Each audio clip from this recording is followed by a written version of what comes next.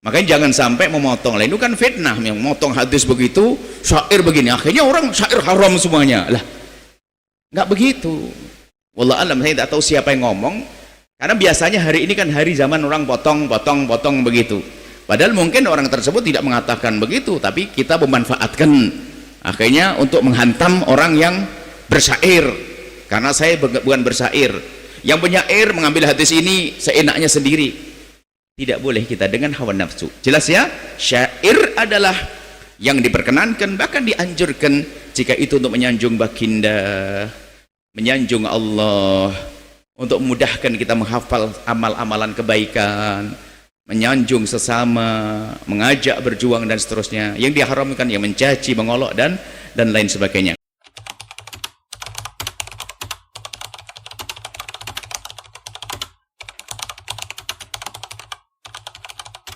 Assalamualaikum warahmatullahi wabarakatuh. Saat ini tengah ramai kembali menjadi perdebatan mengenai hukum halal atau haramnya musik. Dalam ramainya perdebatan ini di media sosial, ada salah satu hadis Rasulullah Shallallahu Alaihi Wasallam yang disebar, yang berbunyi, lebih baik perut seseorang dipenuhi nanah daripada dipenuhi oleh syair. Hadis riwayat Al-Bukhari. Apakah hadis ini benar? Jika benar, apa makna dari hadis tersebut? Syukran Buya atas jawabannya. Wassalamualaikum warahmatullahi wabarakatuh.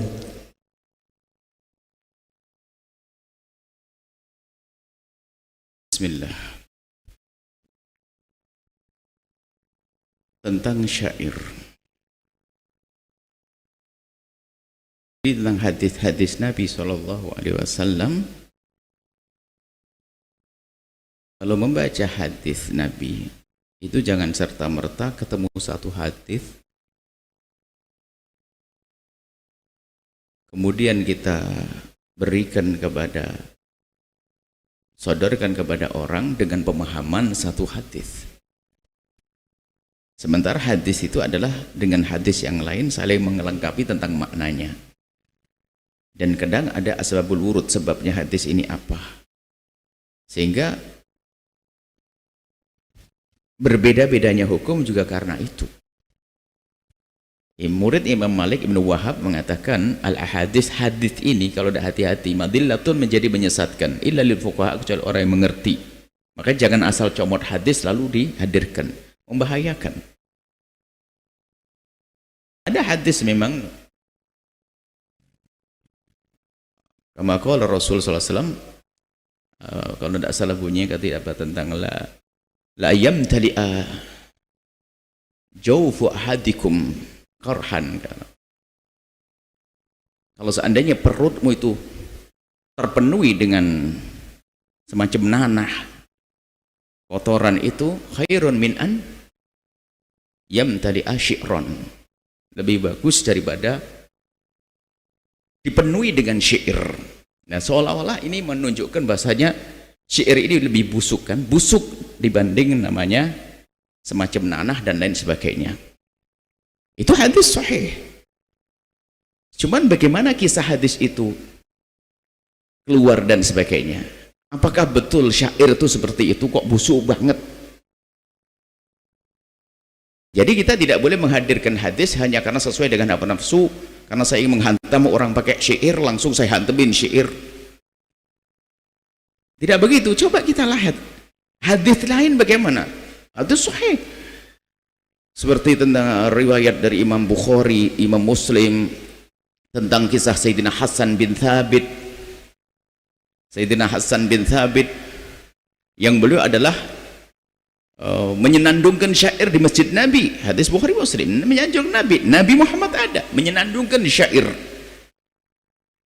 Bahkan dalam riwayat Bukhari disebutkan bahwasanya Nabi mengatakan wa anna minasyi'ri hikmah. Syair itu ada hikmahnya. Syair ada hikmahnya. Sebagian dari syair ada hikmahnya, ada ilmunya, ada sesuatu yang istimewa. Banyak riwayat. Kemudian ada kisah, ada salah satu sahabat Nabi itu lagi bonceng Nabi di kendaraannya, berarti konta, mungkin gimana ya dibonceng itu. Sayyidina Amru ibn Syarid, ada penyair Beliau itu membonceng Nabi. Di saat membonceng Nabi di kendaraannya, itu Nabi mengatakan, hal ma'aka apakah kau mempunyai misalnya min syi'ri, salah satu sahabat Nabi, min syi'ri, salah satu syi'ri Abi Umayyah ibn Abi Salat atau Hagada, ya kalau maknanya kurang lebih seperti itu. Apakah kamu punya syair dari syairnya Umayyah? Nabi bertanya, ente punya syairnya, ente menghafal enggak syairnya Umayyah? Naam, qultu naam. Fa ansyadtuhu. Akhirnya aku baca untuk Nabi satu bait. Nabi, tambah lagi. Akhirnya sampai aku bacakan 100 syair. Loh, riwayat Muslim meriwayatkan. Riwayat Muslim meriwayatkan. Memang kemudian di sana ada Quran. Wasyu'ara'u yattabi'umul hawun. Asyu'ara' ngikuti setan penyair. Lah ini jangan dikatakan syair. Nah, ini karena ya harus dipadukan antara ini. Nah, aku pakai wasyu'ara'u yattabi'umul hawun, penyair-penyair yang mengikuti setan, bisikan-bisikan setan. Berarti kan wah ini cocokkan dengan tadi yang di perutnya ada apa tadi? Nanah tadi. Kalau pakai hawa nafsu akhirnya menghukumi orang sesuai dengan keinginannya. Di saat dia ingin bersyair, membawa yang syair. Di saat ini, oh enggak begitu. Ternyata di dalam ayat Syu'ara itu di dalam ayat tersebut lanjutannya illal ladzina amanu. Di sana ada orang beriman yang bersyair dengan syair-syair yang baik. Nah, kita lihat dari banyak riwayat itu nanti disimpulkan oleh para ulama. Jadi syair yang haram, jelas haram, termasuk yang Nabi mengatakan itu lebih baik memenuhi perut, itu adalah syair yang menjadikan orang lupa kepada Allah dan sebagainya, menjadikan lupa kewajiban. Maka syair yang jelas haram adalah yang ada hajat, nyaci Nabi, nyaci Allah, nyaci saudaranya, itu syair-syair yang diharamkan. Tapi di sana ada syair-syair yang diperkenankan, menyanjung Allah, menyanjung Rasulullah, mengajak semangat berperang, termasuk tola'al badru alaina, itu juga syair. Makanya mengatakan syair adalah haram, ini jelas jauh daripada kebenaran. Ini keunikan. Maksudnya apa? Wallah alam. Kalau adab, kami pikir sepertinya itu orang hanya motong-motong saja. Mungkin orang itu tidak berkata seperti itu, karena syair sudah umum dari masa ke masa, sehingga muncul syair-syair penyair, termasuk Arab sendiri hebat dengan syair-syairnya. Syair-syair Arab dahsyat, syair-syair jahiliyah, syair luar biasa, syair itu biasa. Maka yang haram adalah syair yang memecah belah umat, syair yang mencaci Nabi, namanya hajat namanya. Syair yang ada cacian dan olokan, itu yang nggak boleh. Itu adalah syair itu yang diharamkan. Adapun syair yang menjadikan kita semakin cinta kepada baginda Nabi, sah-sah saja. Kemudian itu syair, kemudian menyenandungkan syair dengan nada-nada, itu babnya beda lagi. Makanya hukum menyenandungkan syair ada pada zaman Nabi SAW. Termasuk Hasan bin Thabit adalah penyairnya Rasulullah. Hasan bin Thabit penyairnya Rasulullah, yang punya syair wa ahsan minka lam taraqatu ainu ajbalu minka lam talidini saat khuliqta mubarra'an min kulli aibika annaka khuliqta kama tasya'u, dan masih banyak syair-syair Hasan bin Thabit. Simpulannya bahwasanya syair itu memang ada yang haram, itu yang menjadikan kita masuk neraka. Nyaci maki, ngolok-ngolok, mecah belah umat dan seterusnya, itu haram.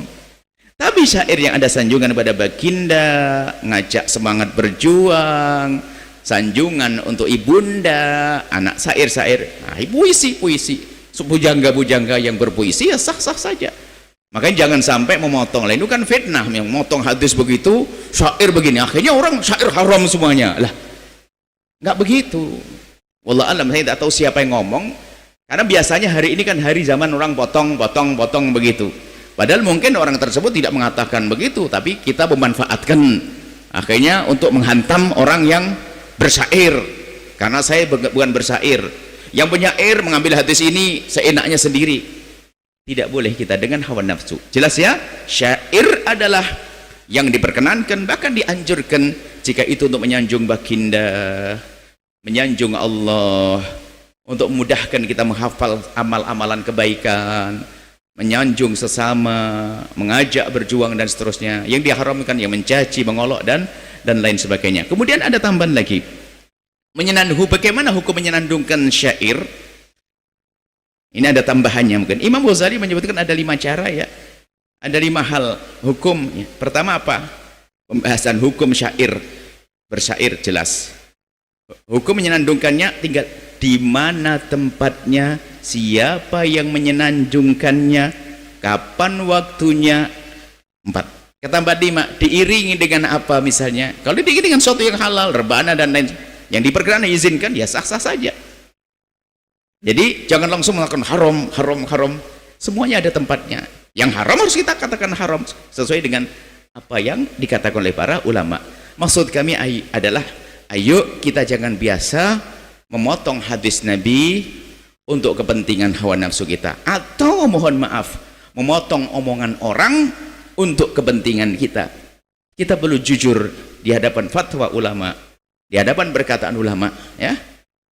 Dan selagi itu haram, mungkin ustadz sampai pemahaman itu haram, yang lain mengatakan halal, bisa saja ini adalah masalah yang maulang boleh berbeda pendapat.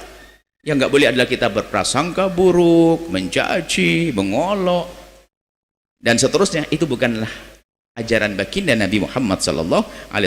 Bersyairlah yang indah. Ayo lomba, besok lomba menyanjung Nabi. Besok mungkin ada ibu-ibu lomba, nanti saya kasih hadiah buat syair terindah untuk suamimu. Wah, itulah, jangan kenceng, jangan semuanya nggak boleh. Anda juga begitu wahai para suami ya, syair terindah untuk istri tercinta. Ayo boleh, bukan haram ya, nanti dapat hadiah. Coba ya, ayo hidup yang indah, jangan pakai hawa nafsu di dalam memotong hadis. Jadi khianat, motong hadis seenaknya, khianat. Sementara akhirnya kita menisbatkan Nabi pada pelaku haram, mengizinkan haram, mengizinkan Hasan bin Thabit bersyair haram. Astagfirullah, menisbat Nabi ke haraman. Oh bukan.